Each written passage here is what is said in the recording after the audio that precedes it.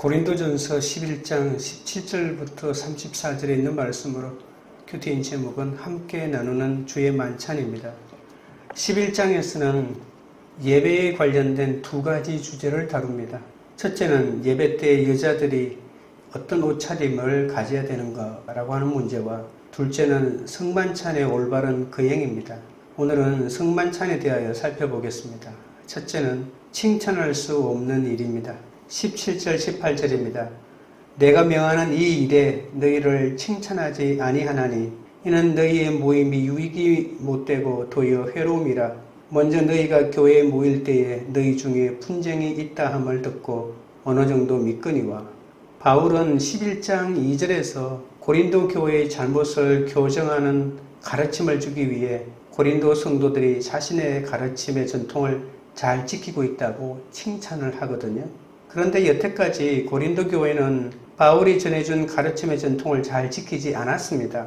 그렇기 때문에 이 칭찬한다고 하는 말은 고린도 성도들이 바울의 가르침을 잘 지켜야 한다는 또 다른 권면입니다. 그런데 17절에서는 너희는 칭찬할 수 없다고 하면서 도리어 나무라기 시작합니다. 바울은 고린도의 그리스도인들이 하나님의 백성으로 모일 때 분열이 있다는 것을 들었다고 합니다. 고린도 교회가 성찬식을 포함하는 예배를 모일 때 그 모임을 통해서 교제가 친밀해지는 것이 아니고 교제가 나빠지고 있다는 말이죠. 왜냐하면 바울이 전해준 대로 성만찬을 거행하지 않았기 때문입니다. 성만찬은 그리스도의 몸인 교회가 하나됨을 상징하고 그렇게 하도록 북돋우는 것 아닙니까? 그런데 분쟁이 있다는 말은 서로 패거리를 만드는 것인데 이것은 그리스도의 몸을 가르는 것이나 마찬가지입니다. 교회에 모인다고 하는 것은 단순히 예배당에 모이는 것만이 아니라 서로 다른 사람들이 하나의 교회로 모이는 것이잖아요. 따라서 교회에 모여서 서로 분쟁하는 것은 옳지 못합니다. 이번 일은 부자들과 가난한 자들 사이에, 그러니까 사회 계층의 문제로 발생한 겁니다. 바울은 이런 일이 교회에 일어났다는 것을 믿고 싶지 않았습니다. 그러나 믿을 만한 사람이 소식을 전해 주었기 때문에 안 믿을 수도 없다고 합니다. 19절입니다. 너희 중에 파당이 있어야 너희 중에 옳다 인정함을 받은 자들이 나타나게 되리라. 바울은 18절에서 분쟁이 있다라고 이렇게 말하고 그리고 19절에서는 파당이라고 말합니다. 분쟁과 파당은 거의 같은 말이지만 이 파당이라고 하는 말은 나중에 이단을 지칭하는 전문용어로 사용됩니다. 바울은 교회 안에 파당이 있어야 합당하다고 얘기하죠. 이 세대 안에서는 교회에 밀과 가라지가 함께 섞여 있다고 말하고 있죠. 종말의 심판 때 최종적으로 이 밀과 가라지가 갈라질 겁니다. 하지만 종말이 아니더라도 현재 교회에서도 누가 진실한 믿음을 가지고 참되게 하나님께 인정받고 있는 밀인지 아니면 그 반대인 가라져인지 드러나기 위해서는 이런 분열이 필요하다는 그런 말이죠. 그런 것이 없어야 하지만 만약에 파당이 일어나고 있다면 그럴 바에야 밀과 가라지가 완전히 드러나는 그런 기능이라도 있으면 좋겠다라고 하는 그런 뜻입니다. 20절입니다. 그런즉 너희가 함께 모여서 주의 만찬을 먹을 수 없으니 21절입니다. 이는 먹을 때에 각각 자기의 만찬을 먼저 갖다 먹으므로 어떤 사람은 시장하고 어떤 사람은 취함이라. 바울은 파당의 내용을 설명합니다. 분열은 피할 수 없지만 결코 좋은 것은 아니잖아요.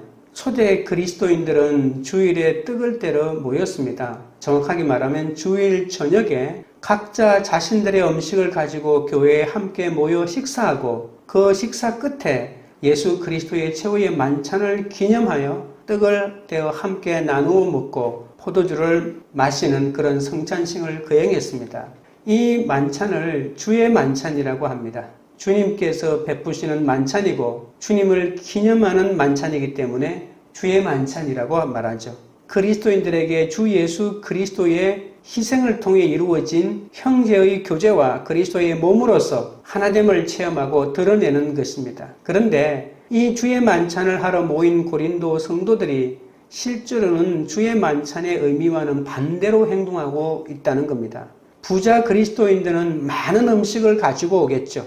그리고 늦게 일을 끝내고 부랴부랴 음식도 제대로 준비하지 못하고 늦게 도착할 수밖에 없는 노예나 가난한 노동자 출신 형제들을 기다리지 않고 바로 자기들이 준비해온 음식을 먹고 마시기 시작합니다. 그리고 가난한 자들이 당도할 쯤 되면 부자들은 이미 너무 배 터지게 먹고 곤드레 만드레 하고 불룩 튀어나온 배를 두드리면서 가난한 사람들은 오히려 먹을 것이 없어 배를 곪게 되는 거죠. 이름은 주의 만찬을 위해 모였지만 실제로는 자신의 만찬을 먹은 것에 불과합니다. 부자들은 주님의 희생을 기념하고 형제의 교제를 나누는 주의 만찬의 의미를 완전히 짓밟고 말았던 겁니다. 형제들 사이의 교제를 깨뜨리는 만찬 끝에 나누는 이 성만찬 의식이 얼마나 위선적이고 의미가 없는 그런 것일까요? 22절입니다. 너희가 먹고 마실 집이 없느냐? 너희가 하나님의 교회를 업신여기고 빈궁한 자들을 부끄럽게 하느냐? 내가 너희에게 무슨 말을 하랴? 너희를 칭찬하랴? 이것으로 칭찬하지 않노라. 바울은 격노하며 부자들을 꾸짖고 있습니다.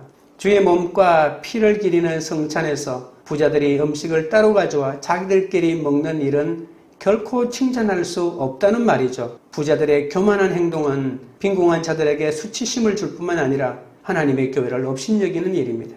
성도는 습관적으로 남을 차별하는 자신의 악함을 인정하고 가정이나 교회에서 파당을 만들고 있지 않는지 돌아봐야 합니다. 적용 질문 드립니다. 내가 은연중에 세상 기준으로 업신여기는 부류는 누구입니까? 교회 공동체에서 끼리끼리 모이는 교제로 상처를 주거나 받은 적이 있습니까? 둘째는 주의 죽으심으로 전하는 것입니다.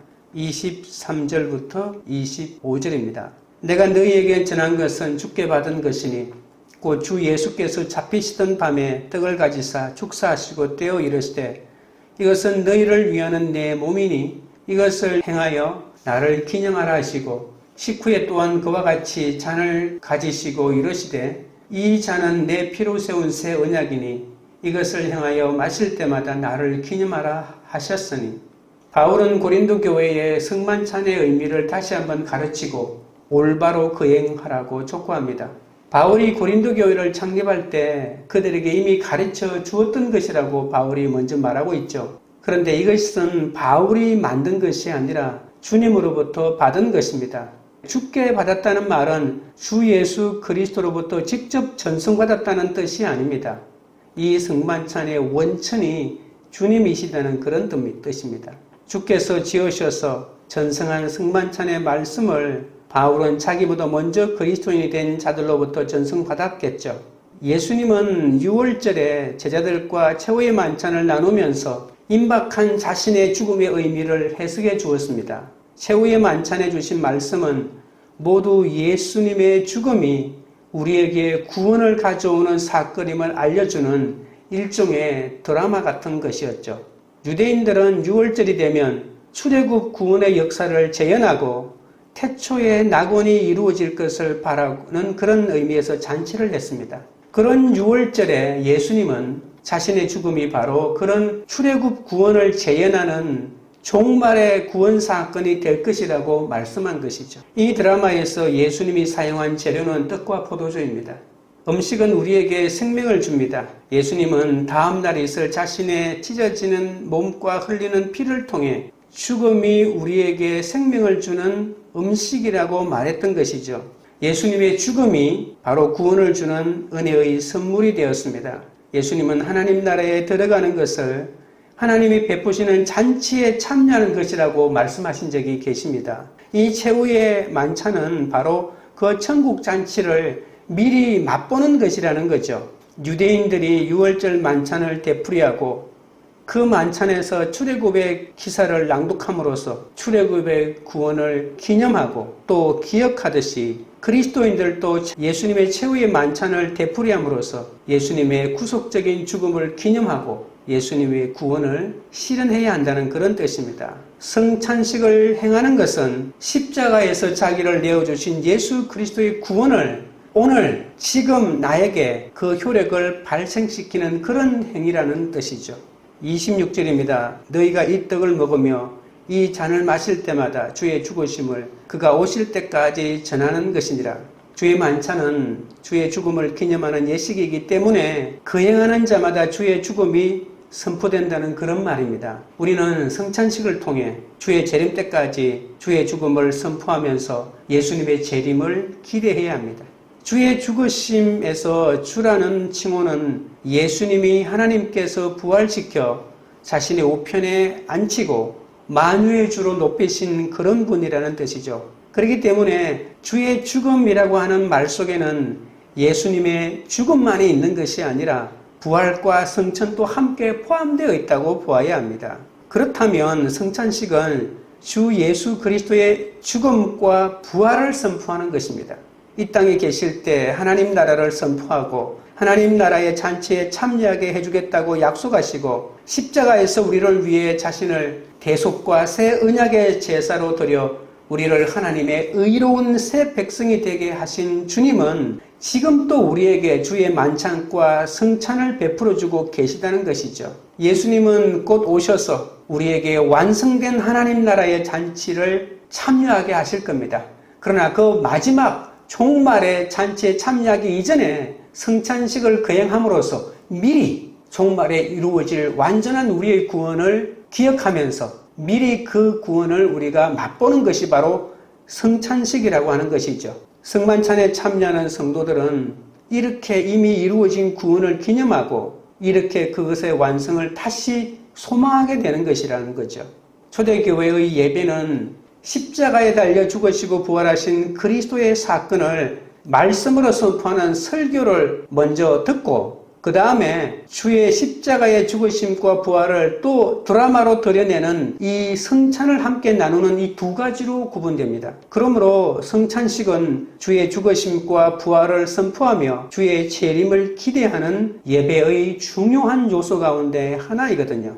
설교가 구원 사건인 주 예수 그리스도의 죽으심과 부활을 말로 선포하는 것이라면 성찬식은 마치 하나의 드라마처럼 그 예수님의 죽으심과 부활이 선포되는 것이라는 뜻입니다. 이렇게 설교와 성찬식이 짝을 이루어 교회 예배의 중요한 중심이 되었는데 그 성찬식에 이렇게 부자와 가난한 자가 나누고 부자는 자기가 준비해온 음식을 먹고 가난한 자를 생각하지 않게 된다면 이 예수님의 구원에 참여하는 잔치가 어떻게 되겠습니까?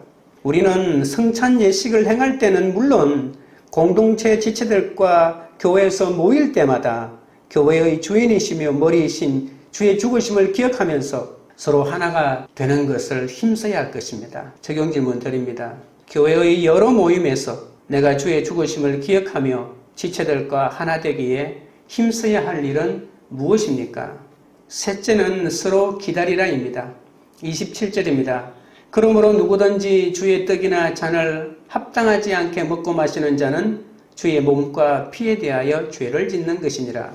바울은 교회에 모여 주의 만찬을 나누지만 먹고 마시는 것이 교회에 모이는 목적이 아님을 분명히 밝힙니다. 교회를 교회되게 하는 요소는 웅장하고 엄숙한 분위기를 자아내는 장소가 아니라 우리의 구원을 위해 십자가에서 죽으시고 부활하신 주님을 향한 믿음의 고백입니다. 이 고백은 주님의 말씀을 듣고 행함으로 표현되지 않습니까? 성찬식에 합당하지 않게 먹고 마시는 자는 자신이 가져온 만찬을 미처 준비하지 못한 사람이 오기 전에 먹어버리는 그런 행위를 말하는 것이죠. 그런 행위는 교회를 업신여기고 빈궁한 자들의 마음에 상처를 주는 무절제하고 사랑 없는 행위라고 말하면서 성찬식이 상징하는 예수 그리스도의 대속의 죽음을 무시하고 새 언약의 교제를 부정하는 꼴이 된다는 말입니다. 28절 29절입니다. 사람이 자기를 살피고 그 후에야 이 떡을 먹고 이 잔을 마실지니 주의 몸을 분별하지 못하고 먹고 마시는 자는 자신의 죄를 먹고 마시는 것이니라. 바울은 성찬식에 참여하기 전에 자신들을 먼저 살펴보아야 한다고 신신부탁합니다. 성찬식이 상징하는 주님의 구원에 올바른 태도로 임하는지를 조사해 봐야 된다는 것이죠. 도덕적으로 양심의 가책이 없다고 성찬식에 참여하는 준비가 끝난 게 아닙니다. 예수 그리스도의 죽음과 부활에 대한 내가 가진 신앙을 다시 점검해 보고 회개와 새로운 결단을 가져야 한다는 말이죠. 형제를 부끄럽게 하고 상처 주는 것은 그리스도의 몸을 훼손하는 것이기 때문에 성찬식에 합당하지 않다고 합니다. 주의 몸이라고 하는 표현은 십자가에 달린 주의 몸과 또 주의 몸으로서의 교회를 동시에 뜻하고 있거든요. 성찬식의 뜻과 포도주는 우리를 대속하기 위해 십자가에 바쳐진 그리스도의 몸이라는 사실을 알아야 성찬식에 온전히 참여할 수 있습니다. 고린도 교회의 부자들 같이 가난한 그리스도인들을 무시하고 상처 주는 태도로 성만찬에 참여하는 것은 주의 몸을 분별하지 못하고 먹고 마시는 것이기 때문에 큰 죄를 범하는 것입니다. 죄를 지었다고 무조건 성찬식에 참여하지 못하는 것은 아닙니다. 우리는 모두 죄인이기 때문에 그리스도의 대속의 은혜에 힘입기 위해 성찬에 참여하는 것 아닙니까? 성찬식은 그리스도께서 자기 몸을 십자가에 내어주심을 상징합니다. 또한 그리스도의 대속으로 교회가 그리스도의 몸이 되었습니다. 그렇기 때문에 그 몸의 지체들이 서로 아껴주고 사랑하지 못하고 분파한다면 절대 성찬에 참여하지 말라는 그런 뜻이 있습니다. 30절입니다. 그러므로 너희 중에 약한 자와 병든 자가 많고 잠자는 자도 적지 아니하니. 여러분, 이 30절에 있는 말은 무시무시한 말입니다. 바울은 고린도 교회에 병든 자들이 많고 죽은 자들이 많은 것은 그들이 성찬식을 훼손하고 잘못하였기 때문에 하나님이 심판을 내린 것이라고 말하고 있죠. 모든 고난은 죄의 결과이지만 언제나 1대1로 대응하는 것은 아닙니다. 고난받는 사람들이 다 자신의 죄 때문에 고난받는 것은 아니죠. 나의 죄로 이웃이 고난받기도 하고 이웃의 죄로 내가 고난받기도 합니다. 한 명의 악한 통치자 때문에 온 백성이 고난받기도 합니다. 인간은 연대성 속에 살기 때문에 의인도 남의 죄 때문에 고난을 받을 수 있다는 말이죠. 이 땅의 인간은 타락의 구조 속에 살고 있기 때문에 세상 죄악의 방법으로 살기를 거부하는 의인들은 오히려 더 큰 손해를 보고 더 많은 고난을 받는다는 것이 성경의 중요한 주제이기도 하잖아요. 그러기에 고난에 처한 사람을 보면서 무조건 죄를 지었기에 하나님의 심판을 받는 것이라고 단정하면 고난받는 사람에게 큰 상처를 주는 죄악이 되죠. 그러나 그럼에도 불구하고 죄와 고난이 1대1로 성립하는 수도 있다고 본문이 말하고 있습니다. 나의 죄 때문에 내가 고난받을 때도 있다는 말이죠. 고난을 받을 때 한 번쯤은 내가 어떤 죄를 지어 하나님의 심판을 받고 있는지 살펴보아야 합니다. 그래서 만약에 죄를 지은 것이 분명하다면 회개하면 되고, 그렇지 않는데도 죄책감에 빠져 있다면 그건 신앙생활에 도움이 되지 않겠죠. 31절 32절입니다. 우리가 우리를 살폈으면 판단을 받지 아니하려니와 우리가 판단을 받는 것은 주의 징가를 받는 것이니 이는 우리로 세상과 함께 정죄함을 받지 않게 하려 하심이라. 바울은 이제 고린도 교인들이 무엇을 해야 하는지를 알려줍니다. 스스로 살펴서 옳고 그름을 분별하면 주의 심판을 받아 고통을 당하지 않을 것이다 라고 합니다. 고린도 교인 가운데 병들고 죽는 사건은 다른 범죄와 더불어 성찬식을 훼손한 데 대한 주의 심판이지만 그것은 영원한 멸망이나 처벌은 아닙니다. 세상과 더불어 영원히 처벌받지 않도록 주님이 그들을 회개하여 돌이키도록 먼저 징계한 것이 되는 것이죠. 주님은 그리스도인들을 고난으로 징계하셔서 그들이 회개하고 믿음에 충실해져서 최후 심판에서 처벌받지 않게 하시려고 하는 뜻이 있는 겁니다. 33절부터 34절입니다. 그러므로 내 형제들아 먹으러 모일 때에 서로 기다리라. 만일 누구든지 시장하거든 집에서 먹을지니 이는 너희의 모임이 판단받는 모임이 되지 않게 하려 함이라. 그 밖의 일들은 내가 언제든지 갈 때에 바로 잡으리라. 바울은 마지막으로 고린도 성도들에게 성찬식을 대하는 올바른 태도에 대하여 가르쳐주죠. 모두 모여 같이 음식을 먹기 위해 서로 기다려야 한다라고 하는 것이 첫 번째 충고고, 두 번째, 만약에 부자들 가운데 배고파서 가난한 자들이 교회에 도착하여 공동체 식사를 시작할 때까지 기다릴 수 없으면 미리 자기 집에서 허기를 채우고 와야 한다고 말하고 있습니다. 그렇지 않고 지금처럼 계속 성찬식을 범하게 된다면 축복은커녕 심판받기 위해서 모이는 것밖에 안 된다는 말이죠. 나머지 다른 문제들이 많이 있지만 그것은 바울이 고린도 교회를 직접 방문할 때 그때 바로잡을 것이라고 말하면서 이 단락을 끝냅니다. 주의 말씀을 중심에 놓고 각자 자기를 살피며 모일 때 교회가 비로소 하나가 될 수 있겠죠. 이 거룩한 교회 안에서 우리는 나를 기다리신 주님을 바라보며 내 옆에 지체를 기다려줄 수 있는 그런 마음이 있어야 합니다. 적용 질문 드립니다. 가족이나 지체 중 내가 기다려주지 못하고 닥달하는 사람은 누구입니까? 이번 주 예배에 앞서 스스로 살펴서 회개해야 할 나의 죄악은 무엇입니까? 기도드리겠습니다. 하나님 아버지, 주의 몸과 피를 기리는 성찬에서 음식을 따로 가져와 자기들끼리 먹는 부자들의 교만한 행동은 빈궁한 자들에게 수치심을 주고 하나님의 교회를 업신여기는 일이라고 했습니다. 저도 나도 모르게 주님이 한 몸으로 지어주신 교회 안에서 지체를 차별하고 업신여길 때가 있었사오니 용서하여 주시옵소서. 습관적으로 남을 차별하는 나의 악함을 인정하고 고백하오니 불쌍히 여겨주시고 가정이나 교회에서 파당을 만들지 않도록 돌아보게 하여 주시옵소서. 예배는 십자가에 달려 죽으시고 부활하신 그리스도의 사건을 선포하고 기념하는 것이라 하셨습니다. 교회로 모일 때이나 성찬 예식을 행할 때 나를 들여다내는 행위를 그치고 주의 죽으심을 기억하며 지체들과 교회의 주인이시며 머리이신 주의 죽으심을 기억하면서 서로 하나 되기에 힘쓰는 자가 되게 하여 주옵소서. 주의 말씀을 중심에 놓고 각자 자신을 살피며 모일 때 교회가 된다고 하셨습니다. 우리를 먼저 기다리신 주님을 바라보며 내 옆에 가족과 지체를 기다려줄 수 있는 그런 사람이 되도록 역사하여 주옵소서. 관계 우리들 교회가 언연중에 세상 기준으로 지체들을 업신여기지 않게 하시고 끼리끼리 모이는 교제로 상처를 주지 않는 공동체가 되게 하옵소서. 모임마다 주의 죽으심을 기억하며 지체들과 하나 되기에 힘쓰는 공동체가 되게 하옵소서. 가족이나 지체 가운데 연약한 사람을 기다려줄 수 있는 배려심을 주시고 예배와 성찬 앞에 주의 죽으심과 부활로 세워진 몸된 교회를 귀하게 여기며 오히려 내 속의 죄악을 늘 살펴 함께 나누는 진정한 주의 만찬에 참여하는 그런 공동체가 되도록 역사하여 주시옵소서. 예수 그리스도 이름으로 기도드리옵나이다. 아멘.